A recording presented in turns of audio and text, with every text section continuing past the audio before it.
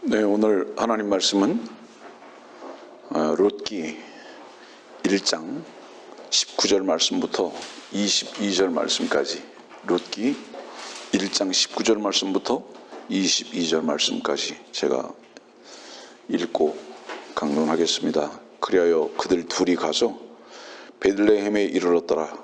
그들이 베들레헴에 이르자 온 성읍이 그들로 인하여 술렁이며 말하기를 이 여인이 나오미냐 하니, 나오미가 그들에게 말하기를 나를 나오미라 부르지 말고 마라라 부르라. 이는 전능하신 분께서 나를 심히 모질게 대하셨음이니라. 내가 풍족하게 나갔으나 주께서 나를 빈손으로 다시 집에 돌아오게 하셨도다. 주께서 나를 반대하여 증언하셨고 전능하신 분께서 나에게 고통을 주셨는데 어찌하여 너희가 나를 나오미라 부르느냐 하더라. 그리하여 나오미가 돌아왔으니 그녀의 며느리인 모압 여인 룻과 함께 모압 땅에서 돌아왔으며 그들이 보리 수확이 시작될 때에 베들레헴으로 왔더라.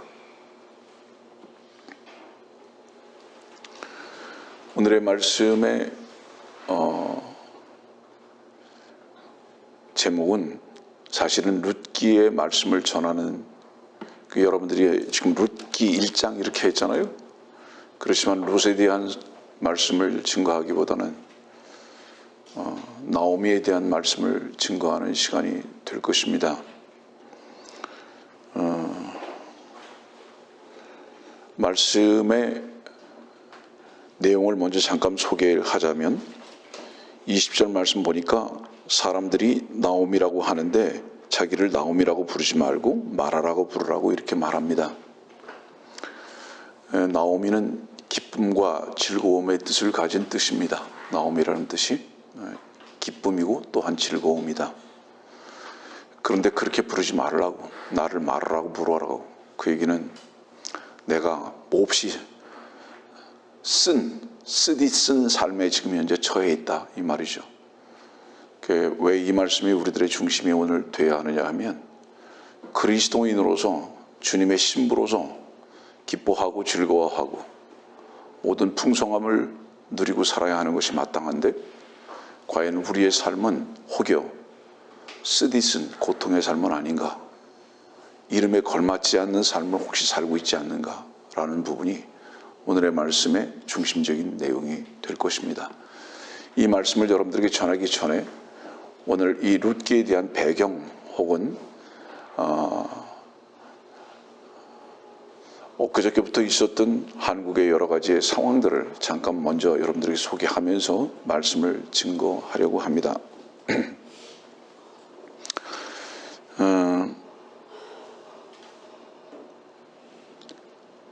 그저께 한국의 모든 사람들을 당혹하게 하는 뉴스가 나왔습니다. 한 유명인 정치인이 스스로 목숨을 끊었습니다. 성경에 스스로 목숨을 끊은 자를 말하면 유다 이스카리옷을 생각해 볼 수 있습니다.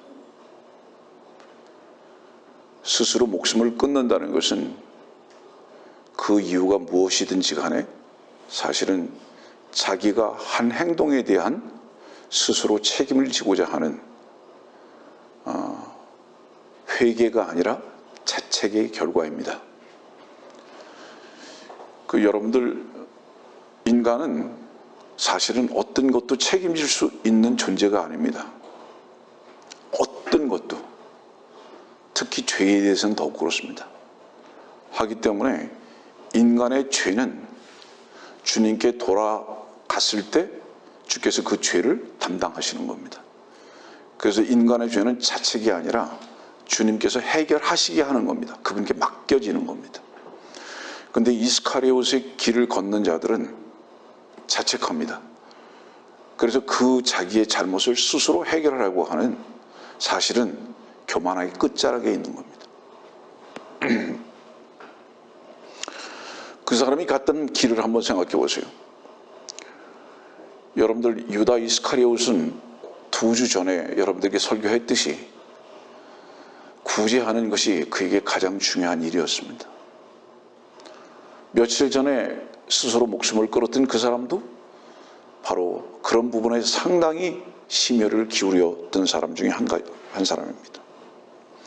그 다음에 여러분들이 알다시피 최초의 동성애자는 함입니다.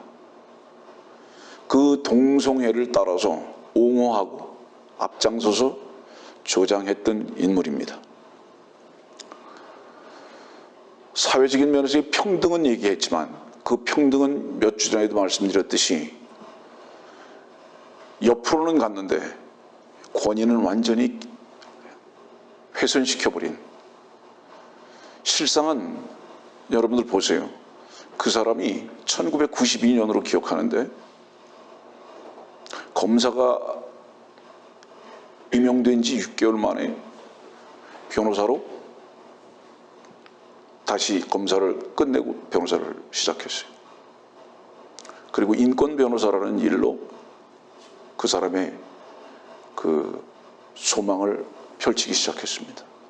그리고 최초에 했던 그 일이 여러분들 혹시 아는지 모르지만 서울대학교 조교수로 있던 우모 씨의 미투의 일을 처음으로 담당해서 승소했던 사람입니다. 여러분들 보세요. 모든 여성의 궁극적인 추구가 뭔지 아십니까? 허리에서 머리로 올라가는 겁니다. 모든 여성의 궁극적인 추구는 허리에서 머리로 올라가는 거예요. 그것은 무엇을 가리키는지 아십니까? 이 시대에 여성을 머리되게 하는 모든 자들의 추구는 쌍두살을 만들어내는 수술을 감행하고 있는 이식 수술자들입니다. 우리는 성경만을 믿고 따르는 자들입니다.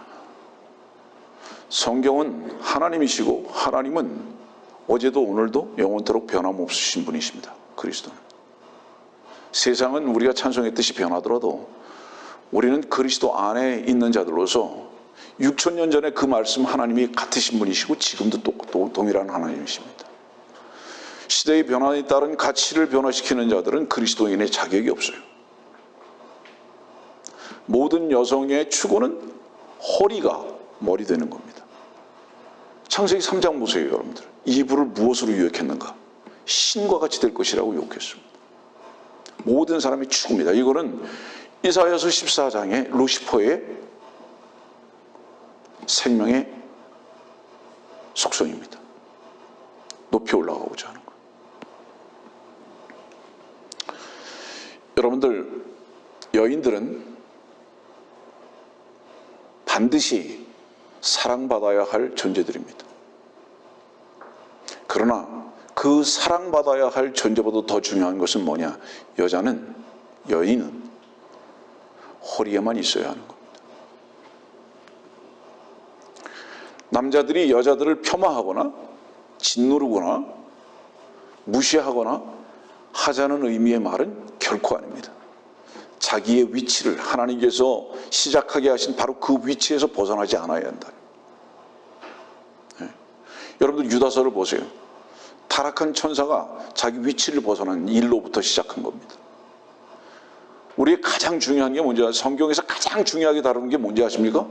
가장 중요하게 다루는 것이 권위예요. 정말입니다, 여러분들. 이거는 설교자의 강조가 아니에요. 성경이 그것을 말하고 있습니다. 성경에서 가장 중요하게 다루는 것은 권위입니다. 그래서 이 권위를 깨뜨리는 다른 일, 이게 반역입니다. 이 반역을 가장 하나님께서는 극도로 미워하십니다.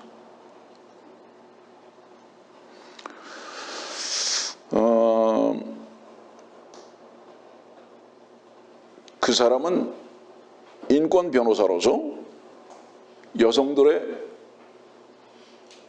인권을 지키려고 했던 사람입니다. 그러나 그 사람이 한 가지 몰랐던 게 있습니다.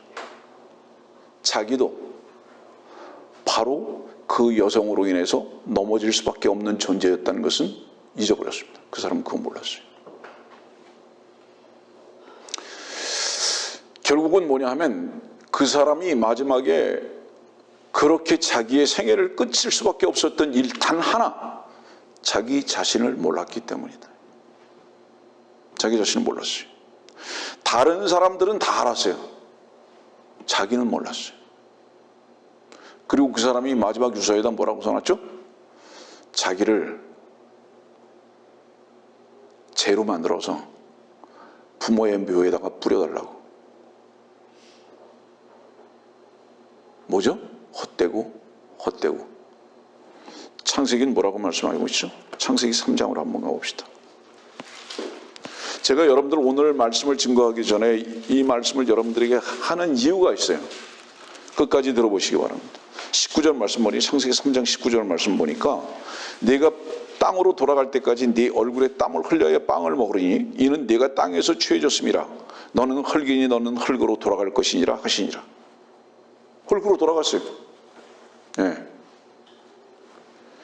헛된 삶을 추구하다 이제 흙으로 돌아가는 겁니다. 많은 사람들이 검은 옷을 입고 조문하고 있습니다. 여러분들 검은 옷을 입고 조문한다는 그 뜻이 뭔지 아세요? 혹시 아십니까? 당신의 죽음과 함께합니다. 그 뜻이에요. 검은 옷을 입은 게 그 뜻이에요. 당신의 죽음과 함께합니다. 나도 죽었습니다 이 말이에요. 베옷을 입는 것도 마찬가지잖아요. 나도 죽었습니다 그 뜻이잖아요. 그런데 많은 정치 지도자라는 사람들이 검은 옷을 입고 그 영정 앞에 서서 나도 죽었습니다 하고 있지만 그가 죽어야 할 이유와 영정 앞에서 나도 죽었습니다 하는 그 사람의 이유가 동일한 것을 그 사람들은 지금도 모르고 있는 거예요. 그들의 끝도 헛된 거예요. 그들의 끝도 헛된 거예요. 더군다나 그 헛됨은 무엇에 대한 결과인지 아세요?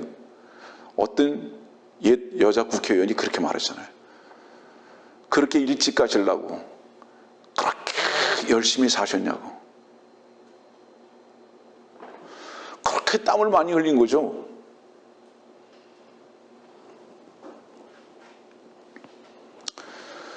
검은 옷을 입고 고인이 된 그 사람 사진 앞에서 애통해하는 그 사람들은 무엇을 배우고 있을까요? 그 시간에 또 위선의 시간을 가질 뿐이죠. 그리고 여전히 그 사람들은 또 땀 흘릴 겁니다. 그리고 여전히 그 사람들은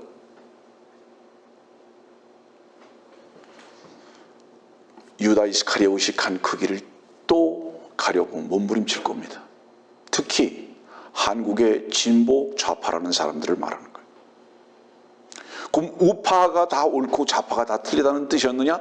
그거 아니에요. 그런 뜻이 아니고 진보 좌파가 훨씬 더 그 부분 앞에서는 앞장서 가고 있다는 것을 의미하는 것입니다. 그리고 그들의 사상을 추구하고 나가는 데 있어서는 단체적으로 움직여요. 어떤 실수나 잘못도 전부 다 옹호하면서 함께 결사로 갑니다. 그게 진보 좌파의 특징입니다.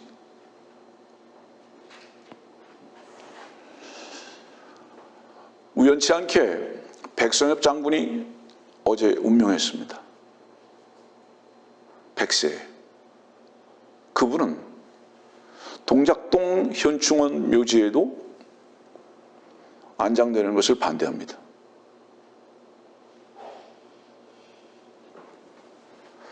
제가 설교 시간이니까 더 이상 정치 현실에 대해서 깊이 있게 다루지는 않겠습니다. 한국은 끝으로 치달아가고 있다. 여러분들, 친중국과 친북한으로 지금 향해 가는 이유가 뭔지 아십니까? 미국을 단절하고 친중국으로 가려고 하잖아요. 그 이유가 뭔지 아십니까? 영적으로는 세상 신에 의한 조정입니다.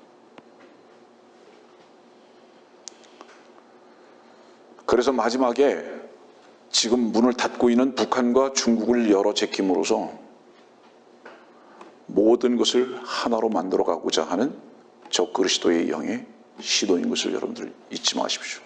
최소한 그리스도인이라면 이것을 알아야 되는 거예요. 그래서 우리 그리스도인들은 정신 차려야 합니다. 어떤 개개인의 선호와 상관없는 거예요. 누가 좋다 누가 나쁘다의 문제가 아니고 큰 그림 속에서 주님께서 원하시고 바라시는 것이 무엇인가에 대해서 절대로 잊지 말고 함께 가야 되는 거예요. 저는 예를 들어서요, 전 아무개 목사 정치활동하는, 그 다음에 우리 킹제임스 진영에서도 정치활동하는 어떤 정아무개 목사, 저 좋아하지 않아요. 그러나 큰 그림 속에서는 그들이 하는 그 일에 대해서 어떤 부분 동의합니다. 그리스도인들은 그런 부분 앞에서 정확한 자기 위치를 찾을 줄 아는 사람들이 되어야 하는 겁니다.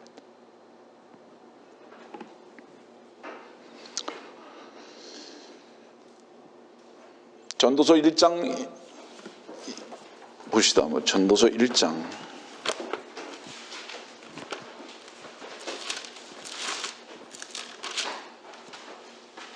2절과 3절.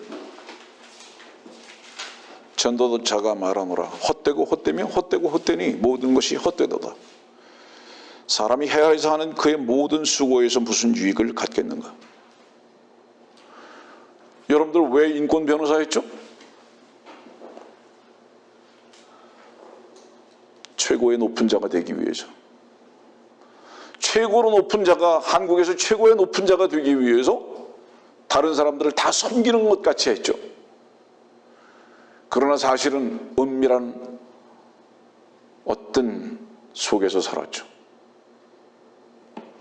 여러분들, 제가 조금 더 구체적으로 얘기할게요. 제가 짓거리들에 대해서 말을 하지 않는 이유가 뭔지 아십니까? 이 부분만 말하고 이제 다시 넘어갈게요. 룻기로. 제가 짓거리들에 대해서 말을 하지 않는 이유가 뭔지 아십니까? 짓거리를 말하는 놈이나 짓거리를 하는 놈이나 안 하는 놈이나 그 속은 똑같은 놈들이기 때문에. 그래서 내가 짓거리 말하는 거예요. 도둑질 하는 놈도 도둑질 안 하는 놈도 욕심 다 같이 있고요. 간음하는 놈이나 안 하는 놈이나 그 속의 음욕은 똑같이 있고요. 네? 여성 인권을 변호하기 위해서 저렇게 인권을 변호한다고 했던 그 사람도 뒤에서는 다른 짓 하고요. 왜냐하면 하나님께서는 인간을 뭐라고 진단하셨냐면 모두가 다 죄인이고 악하다고 진단하셨거든요. 그렇기 때문에 인간의 짓거리에 대해서 말을 안 하는 거예요. 똑같은 놈이다 이 말이에요. 하나는 숨어 있는 것이고 하나는 드러난 것이다 이 말이에요. 그럼 숨어져 있는 것이 더 어때요? 악한 거죠. 막 살자? 다시 얘기하지만 아니에요. 우리의 내면의 그런 모순들과 외적으로 나타난 연약함을 통해서 굴복하고 주님 한 분만이 참되시고 주님 한 분만이 진리시다는 것을 인정하며 살자라는 이 말을 하고 싶은 거예요.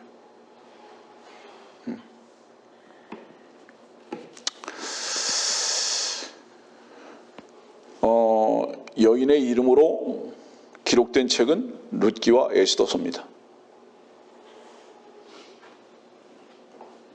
그런데 오늘 말씀에 보니까 룻기 1장이에요.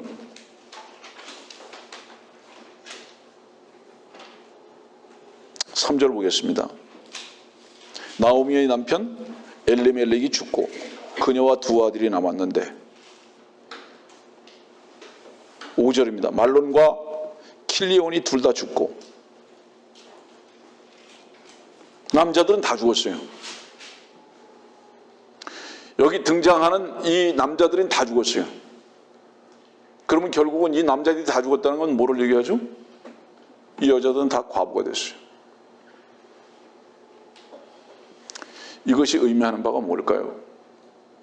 우리 누가복음 18장의 말씀 한번 봅시다. 누가복음 18장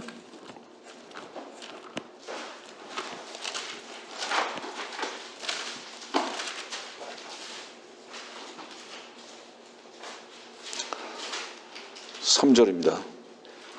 또 그 성읍에는 한 과부가 있었는데 그 여인이 그에게 와서 말하기를 내 원수들에게 나의 원한을 갚아주소서라고 하더라. 이 성읍이 무슨 성읍인지 아세요? 예루살렘입니다. 이 과부가 누군지 아세요? 이스라엘입니다. 그래서 누가복음 18장에 이 낙심하지 말고 하나님께, 재판관인 하나님께 기도하고 원한을 갚아달라고 하는 바로 이 외침은 대환란 때를 배경으로 하고 있음을 잊지 마시기 바랍니다. 그 과부예요. 그런데 이스라엘이 과부가 된 것은요, 여기 원수를 향한 원한을 갚아달라고 그랬잖아요. 그렇잖아요? 누가복음 18장 그랬죠? 원수를 향한 원한을 갚아달라고. 놀라지 마세요. 남편을 자기가 죽였어요. 아세요? 어떻게 죽였는지 아세요? 속여서. 남편을 죽여야 할 자로 가르쳐줬어요. 그래서 죽이라고. 그래서 죽여버린 거예요. 직접 원수가 칼을 가지고 내 남편을 죽인 게 아니라 사실은 아내가 남편을 죽여버린 거다 이 말이에요. 이스라엘이라는 아내가 남편을 죽여버린 거예요. 재판장으로 끌고 간 거예요. 마태복음 27장 한번 보세요. 이 부분은 뭐라고 말씀하고 있는가?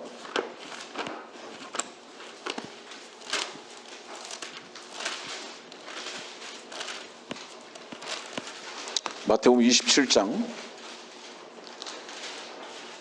22절, 23절. 빌라도가 그들에게 말하기를 그러면 내가 그리스도라 하는 예수를 어떻게 하려고 하니 그들 모두가 말하기를 십자가에 처형하소서라고 하더라. 그들이 누구죠? 이스라엘 백성들이. 총독이 말하기를 도대체 그가 무슨 악한 일을 행하였냐고 하니 그들이 더욱 소리질러 말하기를 십자가에 처형하소서라고 하더라. 자기 남편 죽여버리라고, 죽여야 된다고. 26절 보세요. 예수를 채찍질한 후 십자가에 처형하라고 넘겨주니. 그 누구 말에 따라 죽은 거예요? 이스라엘 백성들의 말에 따라 죽었어요. 근데 주님께서는 이스라엘의 남편으로 오신 거예요. 왕으로 오시고 남편으로 오신 거예요. 그거를 죽여버리라고. 꼭 뭘 것 같은지 아세요, 여러분들? 춘향이가 기다렸던 이도령은 거지 옷을 입고 오는 게 아니었어요. 예? 화관을 쓰고 말을 타고 물러가라 하고 오는 건 줄 알았어요. 근데 보니까 어느 날 옷을 다 허름한 거지 옷을 입고 감옥에 나타났거든요. 그러니까 춘향이가 어떻게 된 겁니까? 이 춘향이는 내 이스라엘을 말하는 거예요. 그러니까 저놈이 내 남편이 아니다. 저놈 죽여라. 자기가 생각했던 남편이 아닌 거예요. 그래서 죽여버린 거예요.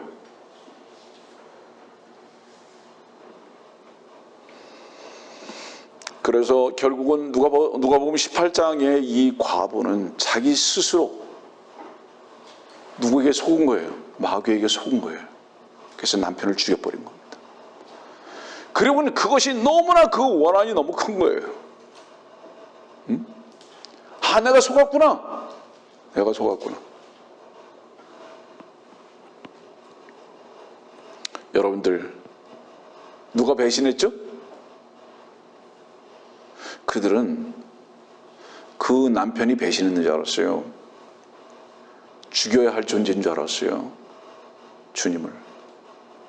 그래서 주님은 그 아내 이스라엘의 배신으로 인해서 이혼 도장을 찍을 수밖에 없었어요. 그분은 죽으신 거예요. 근데 이 룻기는 무엇을 가리키는지 아세요? 특히 나오미 입장에서 볼 때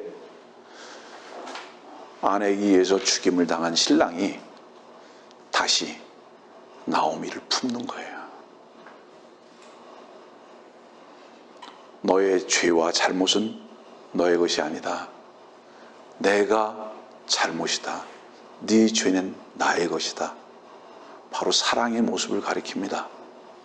너 때문이 아니라 내가 너의 모든 잘못의 짐을 져야 한다 라고 사랑으로 그를 품고 다시 만나는 아름다운 그림이 룻기의 모습인 것을 잊지 마시기 바랍니다. 왜 그랬을까요? 검은 흙지에 그리는 흰색의 그림은 너무 선명한 것입니다. 너무 선명한 것이에요. 그래서 이 지금 룻기의 교리적인 면에서 볼 때 시대적 배경은 계시록 12장을 가리키는 거예요. 계시록 12장 한번 봅시다. 계시록 12장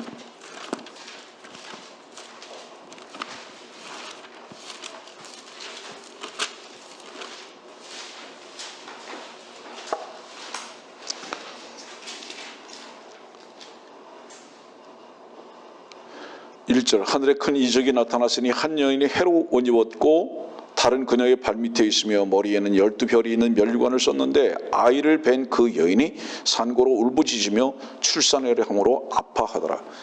대환란을 가리키는 거예요.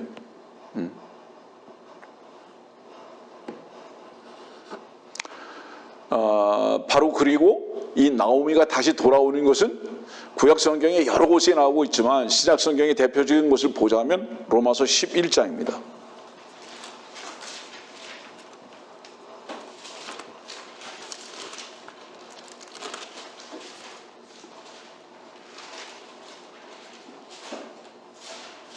(24절) 내가 본래의 돌 올리브 나무에서 꺾여 본송을 거스려 참 올리브 나무에 접붙여졌는데 하물며 본래의 가지인 이 사람들이야 본래의 올리브 나무에 얼마나 더 잘 붙여지겠느냐. 형제들아 너희가 스스로 지혜 있는 채 하지 않게 하기 위하여 이 신비를 너희가 모르기를 내가 원치 아니하노니 이는 이방인들의 충만함이 차기까지는 이스라엘의 일부가 완고하게 된 것이라. 그리하여 온 이스라엘이 구원을 받으리라. 기록된 바와 같이 구원자가 시온에서 와서 야곱에게서 경건치 아니한 것을 제거하리라. 나오미라는 야곱이 다시 회복되는 겁니다. 나오미라는 이스라엘이 다시 회복되는 겁니다. 그래서 이게 올리브 나무가 꺾여졌는데 다시 생명이 창출되는 것을 지금 이 룻기의 나오미의 기사를 통해서 우리는 볼 수 있습니다. 이때가 언제죠? 바로 우리 앞에 있습니다. 네, 우리 앞에 있습니다. 무엇을 봐도 그렇죠? 지금 현 시대적인 상황을 봐도 그렇습니다. 대한민국은 세상 시내 가장 앞장서 있습니다. 참고로 말씀드릴게요. 여러분들 혹여 텔레비를 보시는 분들이 있을 거예요. 동성애자들이 나오는 텔레비는 거부하십시오. 그 텔레비는 훨씬 더 진보적인 게 분명합니다. 그런 텔레비도 보지 마세요. 한국에도 있잖아요, 그런 사람들. 그리스도인들은 그런 사람들의 얼굴도 볼 수 없어야 됩니다. 그래서 텔레비에 나올 때 그 뉴스를 보는 것도요, 잘 취합해서 볼 줄 알아야 돼요, 그리스도인들.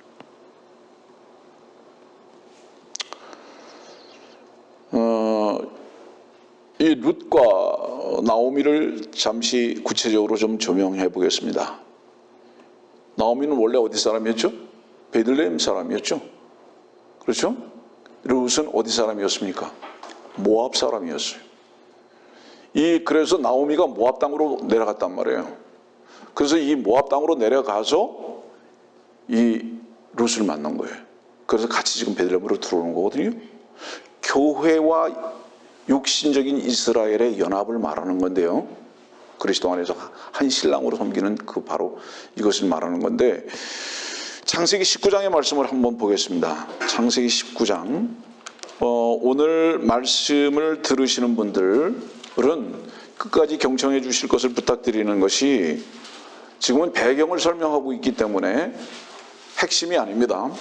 창세기 19장.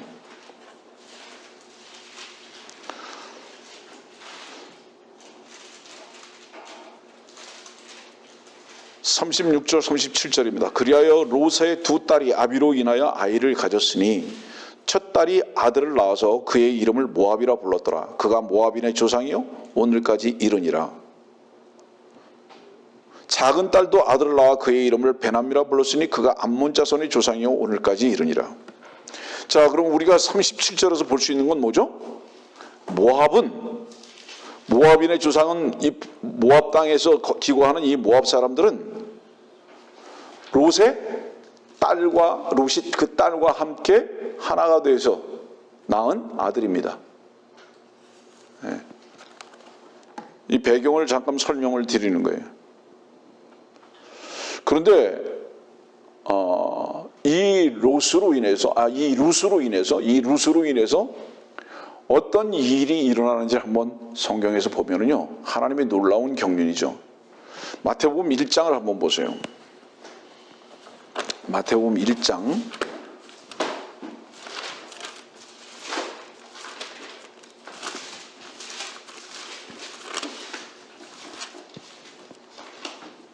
5절입니다.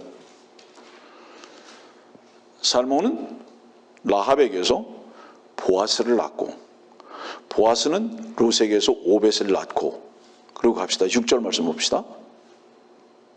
이새는 다윗 왕을 낳으니라. 다윗 왕은 우리아의 아내에 있던 여인에게서 솔로몬을 낳고. 징조 할아버지예요, 다윗 왕. 네? 우리가 생각할 때는 어떻습니까, 여러분들? 이건 있어서는 안 된 일이에요. 있어서는 안 되는 일인데, 이 룻을 통해서 룻이 누굴 만났어요? 보아스를 만나는 거예요. 그 보아스를 만나고, 이 보아스와 룻의 관계도 한번 보세요, 여러분들. 사실은 세상적이고 인간적인 관점에서 볼 땐 도저히 만나서는 안 되는 사이예요. 나이도 그렇고 관계도 그렇고. 근데 이 둘이 만나가지고 그 만나게 하신 하나님의 일은 다윗에게 있었어요. 다윗으로 연결되는 거예요. 그러니까 하나님의 일은, 하나님의 이끄심은 절대로 사람의 생각과 다르다. 우리 볼 수 있어요. 이 말씀을 나중에 혹시 기회가 있으면 여러분들에게 전하겠지만, 룻이 보아스에게 들어가잖아요. 세상적인 표현으로 얘기하면 너무 적극적으로 유혹한다고요, 보아스를. 이런 일이 있을 수 있는 거예요? 있어서는 안 되죠. 언제 다음 기회에 나오미가 아니라 룻을 설교할 기회가 있을 테니까 그 부분은 그 정도로 넘어가고요. 네. 그래서 결국은 마태복음 1장 5절의 말씀을 보면은 우리가 이 룻이라는 이 여인을 통해서 보아스를 만나게 되고, 여기서 연결되어진 자손이 다윗이라는 왕으로 연결되어지는 것을 볼 때에 하나님의 놀라우신 경륜을 우리가 볼 수 있다. 그래서 이것을 통해서 우리가 한 가지 알 수 있는 것은 뭐냐 하면 에베소서 2장의 말씀을 보겠습니다. 에베소서 2장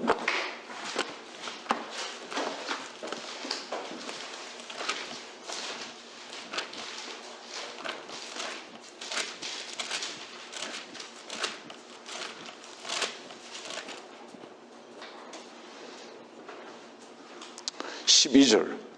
그때의 너희는 그리스도로부터 분리되어 있었고 이스라엘 나라에 속하지 않는 타국인이요 약속의 언약들로부터는 생소한 사람이었으며 소망도 없고 세상에서 하나님도 없었느니라.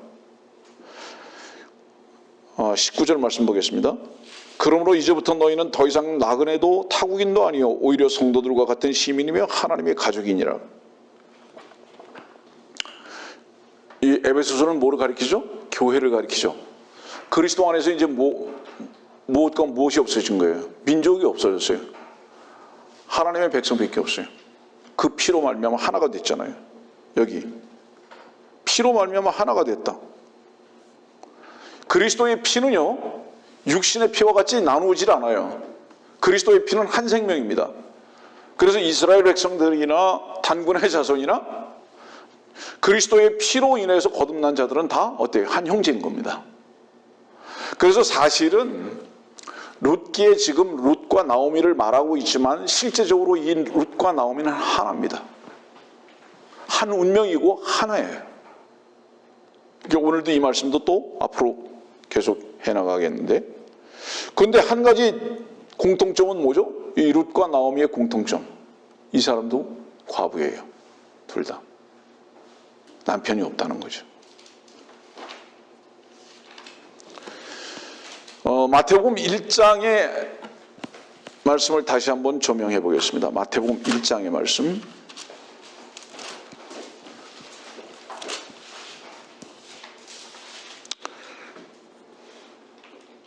(3절입니다) 유다는 다말에게서 파레스와 사라를 낳고, 5절 살몬은 라합에게서 보아스를 낳고, 보아스는 룻에게서 오벳을 낳고, 그 다음에 6절 다윗 왕은 우리아의 아내에 있던 여인에게서 솔로몬을 낳고. 이 네 여인의 현재적, 이 말씀을 기록하고 있는 현재적 관점에서의 공통점이 뭔지 아십니까? 남편이 없어요. 네. 왜냐하면 우리아의 아내였던, 이건 뭐야? 벌써 죽었어요. 이미 끝났어요. 이 모든 여인들의 공통점은 다 과부예요. 지금 남편이 없어요. 다 현재적으로, 그 말씀의 그 기록의 그 현재적인 면에서 볼 때.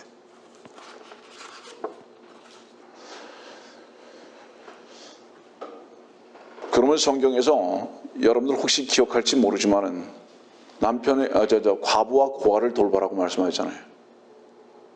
이 부분이 무엇을 말하는 건가 한번 살펴보겠습니다.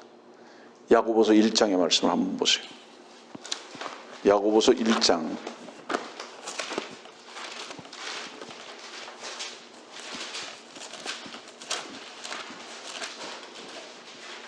27절입니다.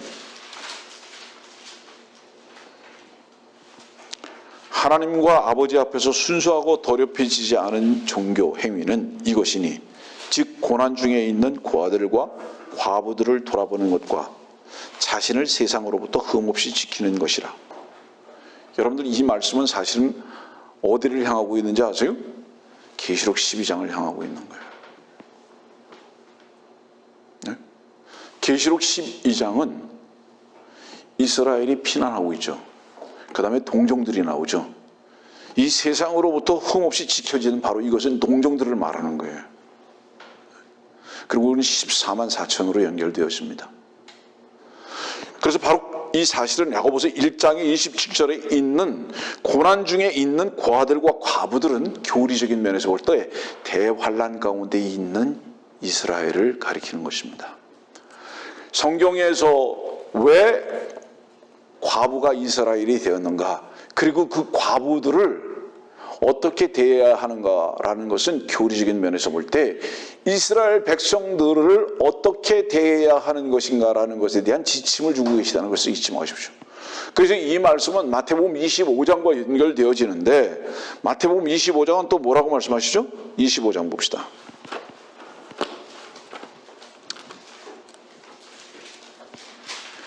사람들은요, 이상해요. 교리를 가르쳐주거나 지식을 전달해주면 굉장히 신나하거든요. 사실적인 것을 가지고 설교를 하면 쏙쏙쏙쏙 잘 받아들여요. 그러나 하나님의 깊은 영적인 것을 얘기를 하면 이해도 못하고 졸립고 무슨 뜻인지도 모르고, 그러다 보니까 목사들이, 설교하는 사람들이요, 원래 영적인 것을 모르기도 하지만 자꾸 사실적인 것, 지식적인 것, 교리적인 것으로만 이끌어가려고 하는 유혹을 자꾸 받게 되는 거예요. 왜냐하면 사람들에게 이해를 시키기를 원하니까 자꾸. 그래서 공감하게 하는 거예요. 그래서 교회가, 생명체가 뭐죠? 생명체가 학교가 됐어요. 교회와 학교는 완전히 다른 겁니다, 여러분들. 학교는 지식만 배우면 돼요. 그러나 교회는 지식이 아니에요. 영적 실제입니다. 그것은 뿌리와 같은 거예요. 그것을 다루지 못하는 거예요. 그러다 보니까 교회가 전부 다 학교로 바뀌어버리고 말았어요. 마태복음 25장 봅시다. 35절. 이는 내가 굶주렸을 때에 너희가 먹을 것을 주었으며 내가 목마를 때에 마실 것을 주었도다. 내가 나그네였을 때에 대접하였고 또 내가 헐벗었을 때에 입혀주었으며 내가 병들었을 때에 문안해 주었고 내가 감옥에 갇혔을 때에 찾아와 주었도다 하리라. 이게 바로 야고보서 1장에 있는 이스라엘의 과부와 고아적인 위치에서 있는 것을 보고 그들을 돕는 것을 가리킵니다. 그래서 그들을 돕지 아니하면 어떻게 하느냐? 46절 영원한 형벌에 들어가게 된다. 이거 어떤 사람이 이 마태복음 25장의 설교를 가지고 뭐라고 설교하냐, 이 말씀을 가지고 뭐라고 설교하냐면 여러분들 이웃을 돌보라고, 구제하고 돌보라고. 그렇지 않으면 말씀 보라고 분명한 영원한 형벌에 들어갈 거라고 얘기하지 않느냐고, 돕고 살아라고 그렇게 설교하는 것을 제가 봤어요. 미안합니다. 미친놈 같으니라고. 마태복음 25장은 교회는 이미 휴고되고 대환란 때를 가리키는 거예요. 그리고 이 대환란이 끝이고 난 다음에 주께서 다시 오셔서 양과 염소를 갈라놓으시고, 이건 뭐죠? 육신적인 민족인 이스라엘 양, 그 다음에 세상 민족들을 갈라놓으시고, 이 대환란 때에 나의 민족인 이스라엘을 도왔느냐 안 다루느냐를 지금 심판하고 계신 바로 이 말씀이에요. 이게 마태복음 25장의 내용이에요. 이걸 지금 이 시대에 적용하고 있는 놈들이 있다 이 말이에요. 결국은 성경에서 말하는 고아와 과부는 이스라엘을 말하는 겁니다. 다른 측면에서 볼 때에, 영적인 의미에서 볼 때에 여러분들 이 고아와 과부는 무엇인가? 세상으로부터 협조를 받을 수 없는, 도움을 입을 수 없는 그리스도인들입니다. 우리는 세상으로부터 어떤 도움도 얻지를 못해요. 주님은 지금 어때요? 오시기로 약속하신 주님은 아버지 우편 보좌에 계세요. 우리는 날마다 슬퍼요. 날마다 어때요? 세상으로 인해서 굴욕적인 삶을 사는 것 같은 그런 위치에 있을 수밖에 없어서 우리는 그리스도 안에서 서로 돕고 살아요. 섬기면서. 이것을 우리는 배워야 하는 겁니다. 자, 다시 모압으로 넘어갑니다. 이 모압 사람들은 어떤 사람들이었는가? 모압은 세상을 말하는 거예요. 모압은 세상을 말하는 겁니다. 이 모압 사람들은 어떤 사람들이었는가? 열왕기하 3장을 봅시다.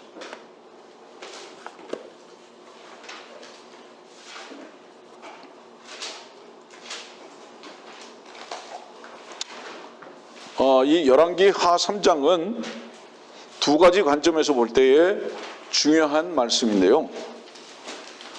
하나는 5절 말씀을 보니까, 3장 5절 말씀 보니까 아합이 죽자 모압 왕이 이스라엘 왕을 대적하여 반역하니라. 이 반역이 나와요. 이 반역을 했는데 9절 말씀 보면 이스라엘 왕과 유다 왕과 에돔 왕이 길을 떠나니라. 연합해서 어디로 지금 쳐들어가는지 아세요? 여러분들? 모압에게 쳐들어가요. 연합해서. 그런데 물이 없어요. 쳐들어가는 연합군들이 물이 없어요.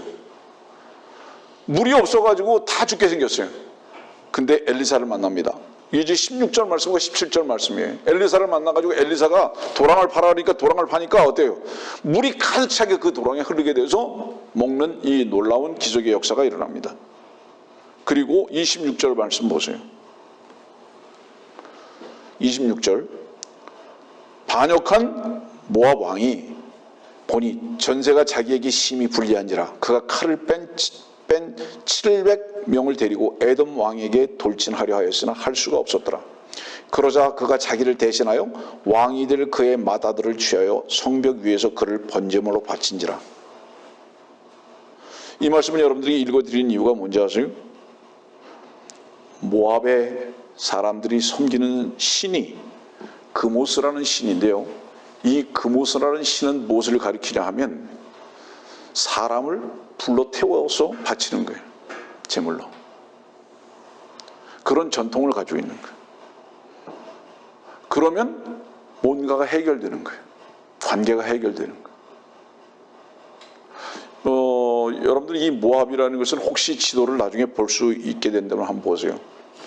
이스라엘의 이 팔레스타인 땅을 이렇게 놓고 볼 때 사해가 있고요.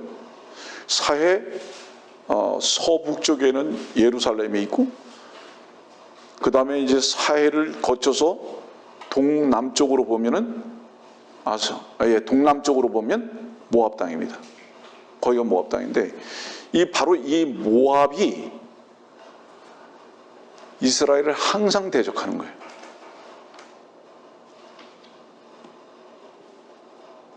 여기로 누가 갔죠? 나오미가 갔어요. 자, 여러분들 그 나오미가 모압으로 내려간 이유가 뭘까요? 오늘 말씀 보세요.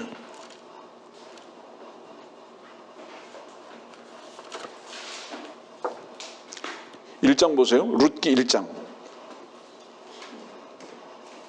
재판관들이 다스리던 때에 그 땅에 기근이 들었더라. 베들레헴 유다의 어떤 사람이 자기 아내와 두 아들과 더불어 모압 땅에 기거하러 갔는데 왜 갔죠? 기근이 들어서. 꼭 누가 갔죠? 아브라함과 갔습니다.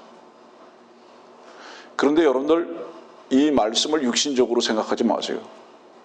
물론 연결되어져서 함께 우리가 교우로 여겨야 할 필요는 있지만은 이 기갈과 기근은 말씀에 대한 부분입니다.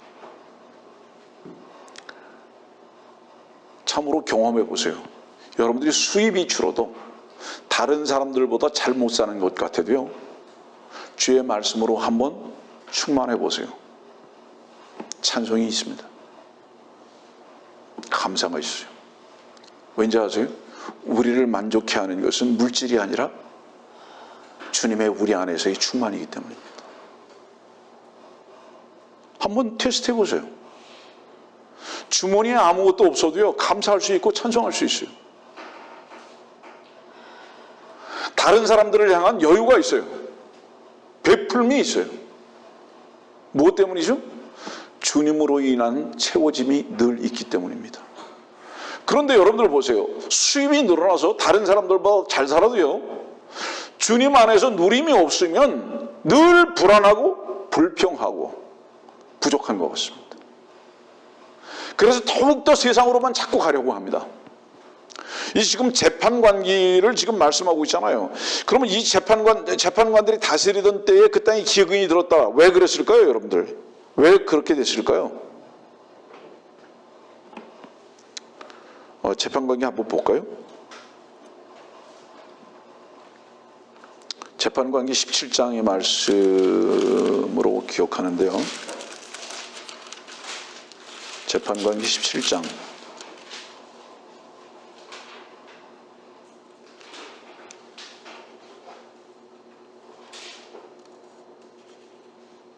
네, 6절입니다. 그 당시에 이스라엘이 왕이 없었고 사람마다 자기 눈에 옳은 대로 행하였더라. 뭐를 얘기하는 거예요? 자기가 생각하는 대로 살아가는 거예요. 자기가 생각하는 대로. 자기가 생각하는 대로 결정하고 살아가다 보니까 어때요? 기근이 온 거예요. 아까 여러분들에게 말씀을 전한 의미에 따라서 그대로 말씀을 드리면 개인은 있어요. 전부 다. 권위가 없어요. 왕이 없다고요. 자기의 일을 자기가 개인이 결정하고 살아가는 거예요. 여러분들 양이요, 끊임없이 유혹을 당하는 이유는 뭔지 아세요? 담 밖에 있는 양들은 자기 마음대로 살아가는 것 같은 거예요. 담 안에서 너무 제한을 받고 살아가는 것 같은 거예요. 이 양들이 우리 안에서. 그러다 보니까 자꾸 담을 뛰어넘기를 원하는 거예요. 여러분들 권위자를 두세요. 여러분들의 마음에, 여러분들의 가정에, 여러분들의 삶에 주님으로. 그 주님께서 여러분들을 통제하시는 것 같죠? 천만에 진정한 자유를 여러분들에게 주시기 위함입니다. 그리고 진정한 안전을 여러분들에게 베푸시기 위해서 그렇게 하시는 거예요. 그런데 이 양들이 말이죠, 자꾸 담 넘어 가려고 그러는 거예요. 내 마음대로 무엇인가를 해보려고 하는 겁니다. 자기 생각, 자기의 길을 가려고 하는 거예요. 자꾸. 거긴 뭐가 있는지 아세요? 항상 이리가 있습니다. 이 재판관기 여러분들이 읽어드린 이유가 뭐죠?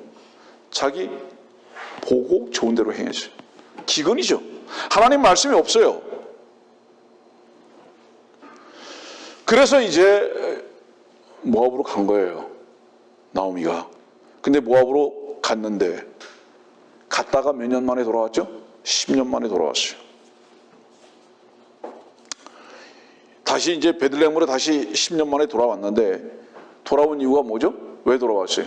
먹을 게 없는데 베들레헴에 먹을 양식이 주어졌다는 소식을 들은 거예요. 이 말씀부터 여러분들에게 잠깐 전하겠습니다. 여러분들, 다른 이웃들과 가족들과 친구들을 주님께 소개하고 싶은 생각이 드십니까? 여러분들의 가장 중요한 것, 여러분들의 입술을 사용하시기 전에 여러분들이 그들을 통해서 다시 평가받을 수 있는 감사와 만족과 기쁨을 가지고 사십시오. 저들은 작은 집에 살면서 자동차 한 대도 없으면서 왜 저렇게 날마다 만족하고 기뻐하고 즐거워하는가? 무엇 때문인가? 이유가 무엇인가?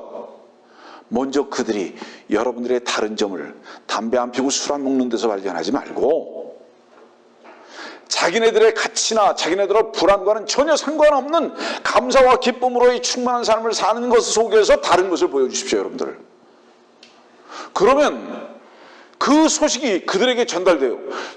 우리는 이렇게 불안한데 저들은 어떻게 이렇게 만족한가? 관심 갖기 시작합니다, 여러분들. 정말로.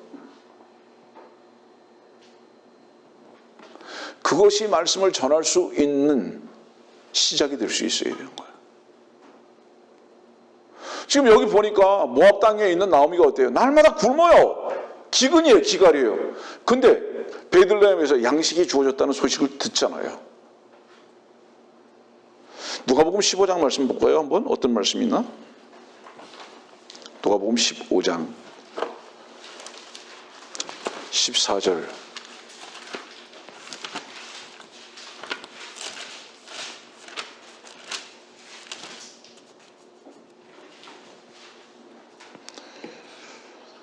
어, 13절부터 보겠습니다. 얼마 후에 작은 아들이 모든 것을 모아가지고 먼 나라로 가서 그곳에서 방탕하게 살면서 자기 자산을 낭비하더라. 여러분들 모압으로 갈 때요, 그 이민, 모압이라는 땅으로 이민 갈 때요, 나름대로는 다 있는 거 다 가져갔어요. 왜? 더 잘 살게 하고 싶어서. 나오미의 지금 10년 전의 행태예요. 그런데 거기 가서 어떻게 됐죠? 14절 말씀 보세요. 그가 모든 것을 탕진한 후에 그 나라에 큰 기근이 들어 궁핍하게 되기 시작하니, 이제 모압이 끝났어요. 예? 17절 말씀 보세요. 그때 그가 자신을 돌아보고 말하기를 내 아버지의 많은 품꾼들은 먹을 것이 풍족하고도 남는도다. 그런데 나는 굶어 죽어 가는도다. 이제 내가 일어나서 내 아버지께로 가리라.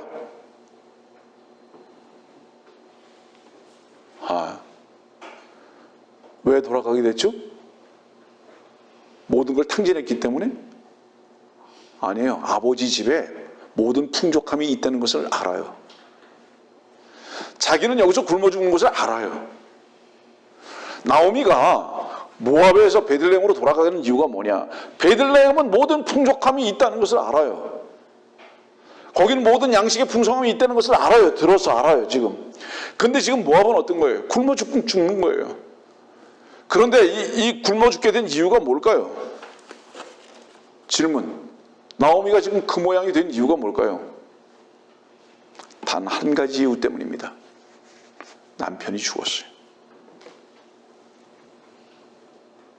단 한 가지, 남편이 죽었어요.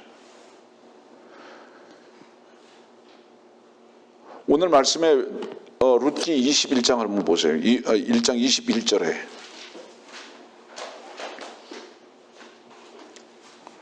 오늘 이제 말씀의 본론으로 들어가서 속히 결론을 내릴 생각입니다. 21절 보니까 내가 풍족하게 나갔으나 주께서 나를 빈손으로 다시 집에 돌아오게 하셨도다.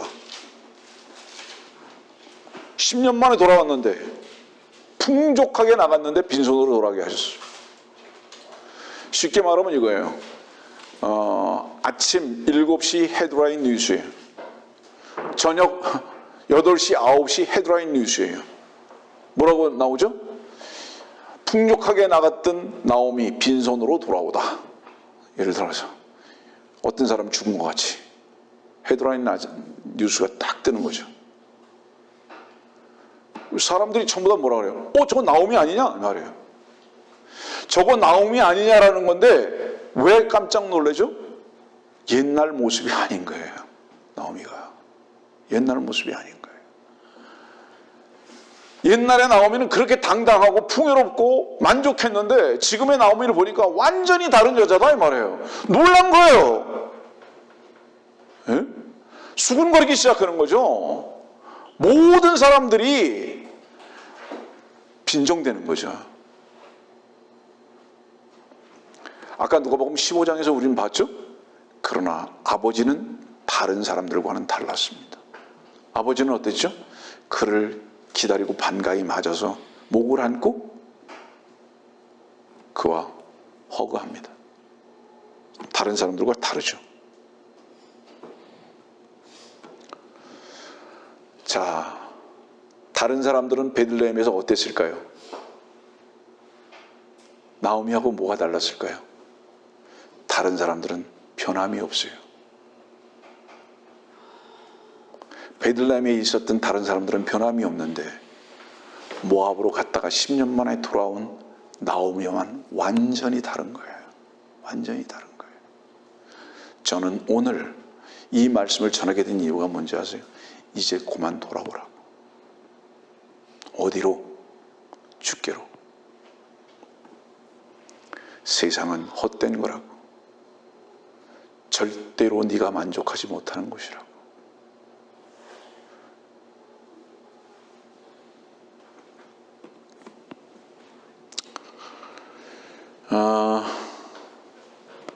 나오미에게 한 가지 달라진 건 있죠. 뭐죠? 옛날에는 남편과 아들들과 함께 갔는데 이제는 나오미 손에 뭐가 하나 들렸는지 아세요? 개 한 마리 딱 끌고 오는 거예요. 암개 한 마리. 푸들. 뭐죠? 룻이라는 개. 왜 이 룻이 개죠? 이방인이잖아요. 이방인 개 한 마리 딱 끌고 오는 거예요. 얼마나 외롭고 처참했으면 개 한 마리 끌고 터덜터덜 왔겠는가 이 말이에요.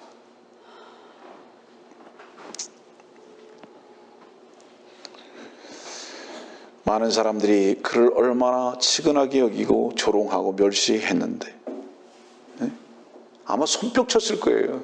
너 결국은 모압으로 가더니 잘됐다. 너 꼬라지가 지금 그거지? 간증할게요. 저의 모습이죠. 세상으로 발을 띄었다가 넘어졌던 나의 모습이죠. 사람들이 뭐라고 그러죠? 저거 한번 짓밟았으면 좋겠는데. 근데 드디어 짓밟힌 거예요. 얼마나 많은 사람들이 비아냥거리고 얼마나 많은 사람들이 멸시하고 그러잖아요. 그런데 여러분들 스스로 알다시피 또 놀라운 일들이 생기죠. 한 사람 한 사람들이 연락하고 회복하고 돌아오고 나를 향해서 기도하고 축복하고 자꾸 이런 사람들이 생겨나죠. 주님께서 내게 채워져 가시는 증거 중에 하나죠. 에레미야 애가를 보세요. 한번 뭐라고 말씀하고 계신가요? 에레미야 애가.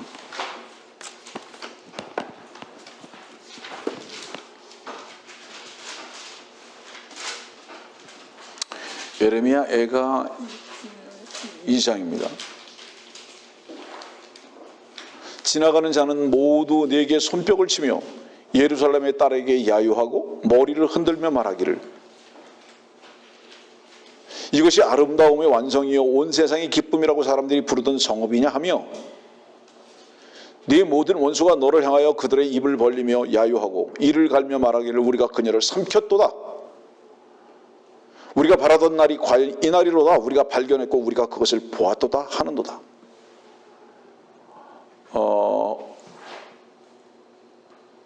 예전에 저도 이와 비슷한 이메일을 받았어요. 얼마나 비아냥거리는 이메일을 받았는지. 저는 마땅히 낮아지고 또 낮아져야 할 존재였기 때문에 그렇습니다.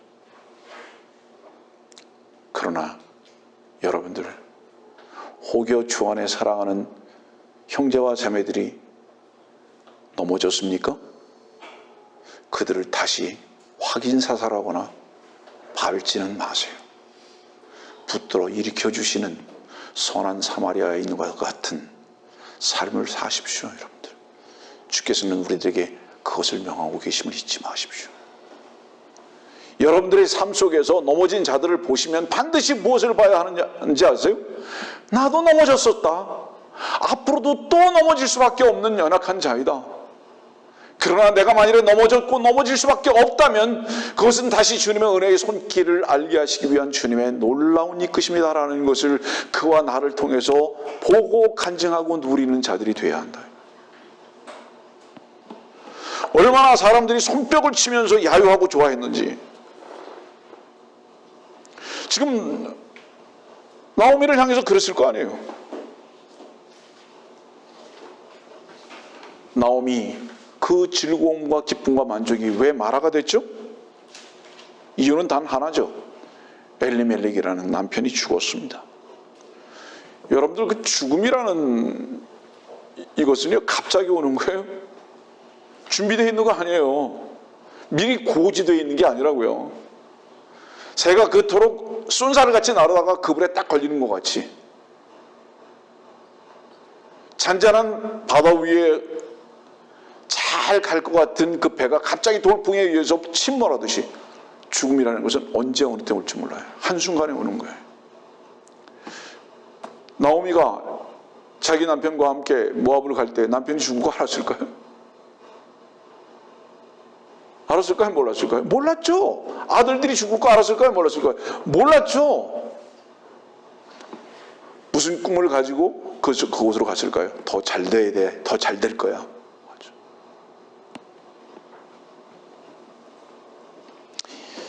21절 말씀 봅시다. 21절 룻기 1장 21절 주께서 나를 반대하여 증언하셨고 전능하신 분께서 나에게 고통을 주셨는데 어찌하여 너희가 나를 나오미라 부르느냐 하더라. 나오미는 상황도 사람들도 남편도 원망하지 않았습니다. 하나님께서 나를 반대하셨다고. 하나님께서 나를 반대하셨다고. 그리고 하나님께서 나에게 고통을 주셨다고. 다른 표현은 이 반대했다는 이 표현이 뭔지 아세요, 여러분들? 여호수아 앞에 칼을 딱 들고 섰던 천사와 같이, 주님과 같이 더 이상 가지 마. 칼을 들고 대적하시는 거예요. 반대했다는 게 그거예요. 네 생각대로 되나 보자. 아유, 네 생각대로 되나 보자. 너 나오미? 네 나오미라는 이름 반드시 마라가 되게 할 거다 내가.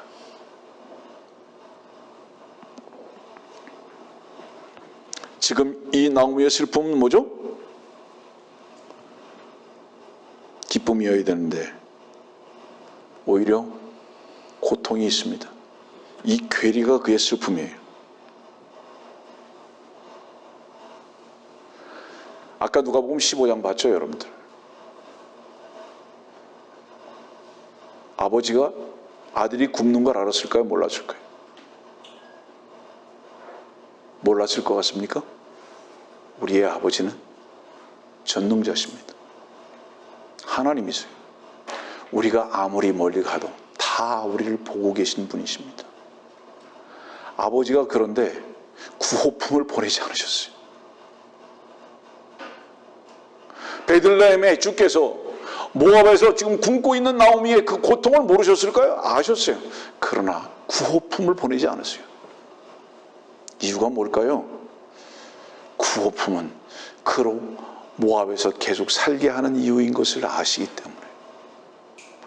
아버지가 아들에게 구호품을 보내지 않는 이유는 뭐냐면 돌아오지 않을 게 뻔하니까. 여러분들이요, 징계가 사랑임인 것을 절대로 잊지 마십시오. 지금 모압에서 이 나오미는 징계받고 있잖아요. 하나님께서 지금 징계하셨다고 그러죠. 대적하셨다고. 히브리서 12장의 말씀 보겠습니다. 히브리서 12장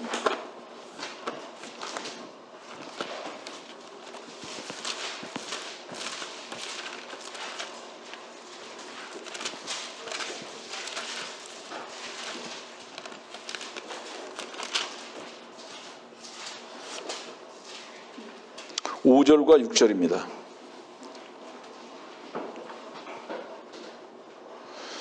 내 아들아, 주의 징계를 경시하지 말고 책망을 받을 때 낙심하지 말라. 주께서 그의 사랑하시는 자를 징계하시고 그가 받으시는 아들마다 매질하시느니라고 하신 것이라. 너희가 징계를 견뎌내면 하나님께서는 너희를 아들들로 대우하실 것이니 아버지가 징계하지 않는 아들이 어디 있느냐. 누가복음 15장의 아버지는 그 아들을 어떻게 징계하고 계셨느냐? 구호품을 보내지 않는 것으로 징계하고 계셨다. 생각대로 안 돼요. 남들은 잘 다 되는 것 같은데 나는 다 안 돼요. 제가 늘 간증하듯이 주님을 알고 다 안 돼요. 맨날 매만 맞는 것 같아요. 하나님의 사랑이 내게 머물고 있는 것이 확실한 증거죠. 네. 다 된다. 생각대로 된다. 이건 뭐를 얘기하는지 아세요? 간섭하지 않으냐 하시는 거예요. 하나님께서 간섭하지 않는다는 것은 뭐를 의미하는 거죠? 버림받았다는 것을 뜻하는 겁니다. 당신이 세상에 나가서 세상적으로 뭔가를 채우기를 원하고 거기서 즐거움을 찾기를 원하고 뭔가 거기서 얻기를 원하는데 하나님께서 간섭하지 아니하신다. 징계하지 아니하신다. 거기서 굶지 아니하신다. 거기서 기근이 없다. 날마다 찬송한다. 하나님 버려버린 거죠. 하나님께서 여러분들을 간섭하시는 증거가 있습니까? 삶 속에서? 하나님의 사랑이 분명히 여러분들과 함께 하시는 게 분명합니다. 나오미라는 이름 누가 지어줬을까요? 아버지가 지어줬겠죠. 그죠? 그 이름 지을 때 왜 그렇게 지었을까요? 너는 평생 즐거워라. 기쁨이어라. 그렇게 지어주셨겠죠. 나오미가. 무엇을 의미하죠? 육신적인 모든 목표와 목적은 뭐죠? 즐거움과 기쁨이에요. 모든 것이 풍요로움이에요. 여러분들의 자식들의 이름을 지을 때 뭐예요? 그 이름을 아주 연구하고 돈을 주면서 그 이름 지어가지고 그대로 되기를 원하죠. 정말로 그대로 되기를 원하죠.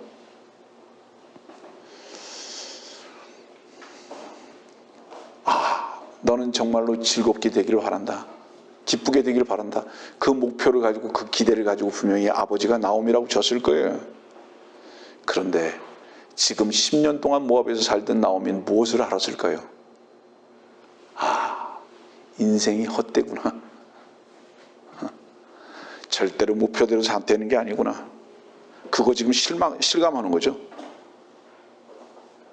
나이를 먹는 것에 대한 분명한 관점에서 볼 때의 기쁨이 뭔지 아세요?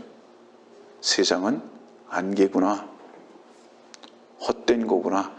인간의 다짐도, 땀도, 몸부림도 전부 다 헛된 거구나. 제가 예전에 샌프란시스코에 있을 때 그런 설교한 적이 있는데 보톡스를 맞아보세요. 하루에 10번을 마사지를 해보세요. 그 쭈글거림은 계속되는 겁니다. 예? 몸부림 친다고 해서 무엇인가 바뀌느냐 이 말이에요.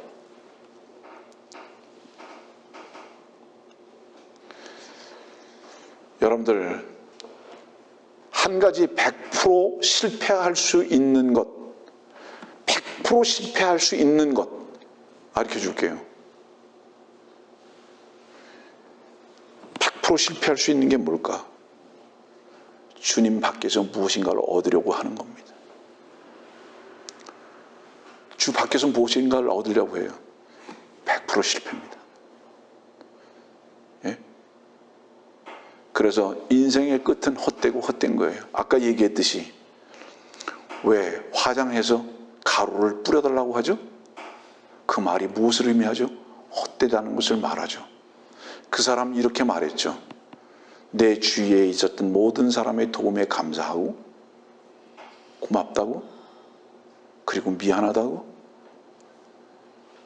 여러분들 죽음 앞에서 무엇을 고백한 거죠?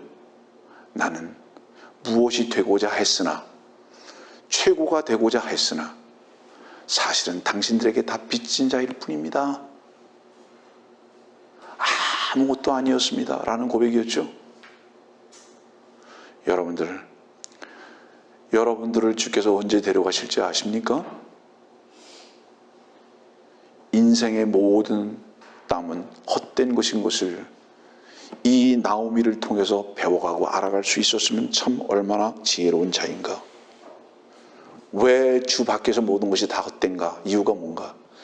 죄라는 땀의 도구로 얻으려고 하는 것은 전부 다 깨진 독에 물 붓는 겁니다. 툴 자체가 죄잖아요. 툴 자체가 인간이잖아요. 그 인간이라는 툴, 그 죄의 툴을 가지고 무엇인가를 얻으려고 하는데 얻어진다면 어떤 거예요? 그건 하나님의 경륜과 무엇인가 잘못된 거죠.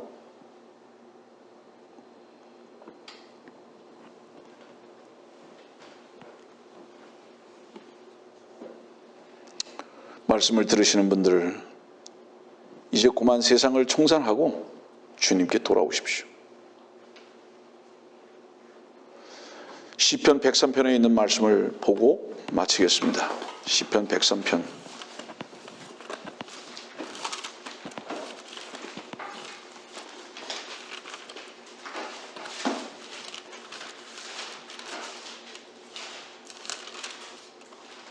(5절입니다)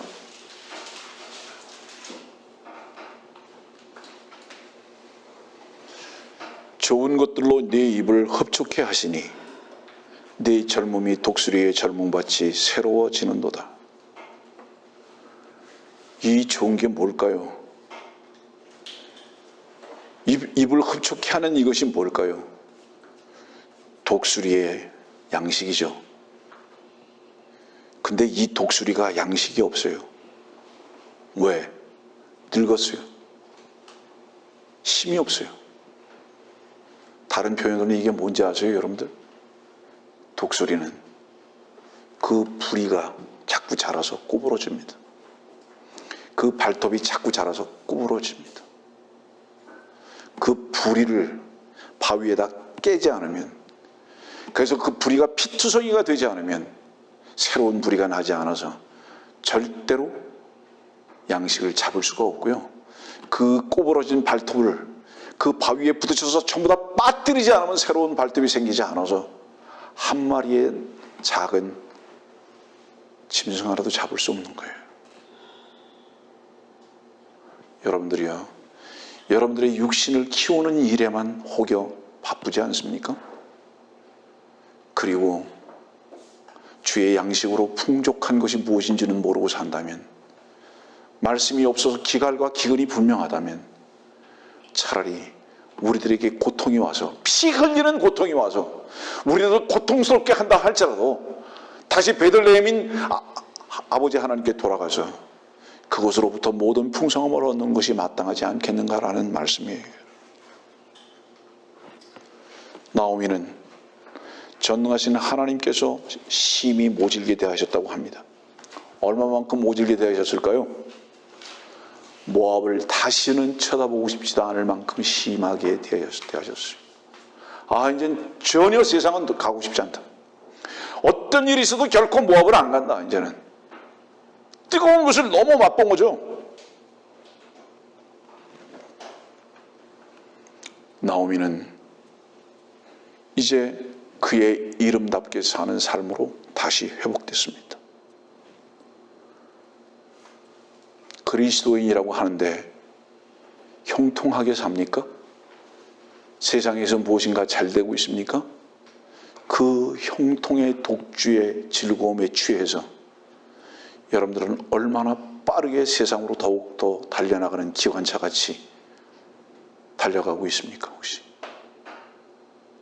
끽끽 소리를 내면서도 여전히 세상을 향해서 계속 힘을 쓰고 있습니까? 생각해 보세요, 여러분들. 여러분들에게 제동장치가 있다는 것은 하나님께서 여러분들을 지금 선대하고 계시다는 겁니다. 나오미, 지금 현재 그의 이름은 나오미로 살고 있지 못하지만 다시 그가 고통의 그 순간을 지나고 다시 하나님 안에서의 참된 기쁨과 즐거움이라는 그 이름의 회복으로 나갔던 것을 우리는 봅니다. 무엇을 여러분들은 바라실까? 무엇을 원하십니까? 세상에서 뭔가 잘 되기를 원합니까? 모압에서 잘 되면 그것이 기쁨이라고 여기십니까? 혹여 여러분들에게 고통이 있다 할지라도 그 고통 속에서 하나님의 선대하심과 하나님의 사랑의 매를 느끼고 보고 기쁨으로 누리는 참된 나오미가 되시기를 바랍니다.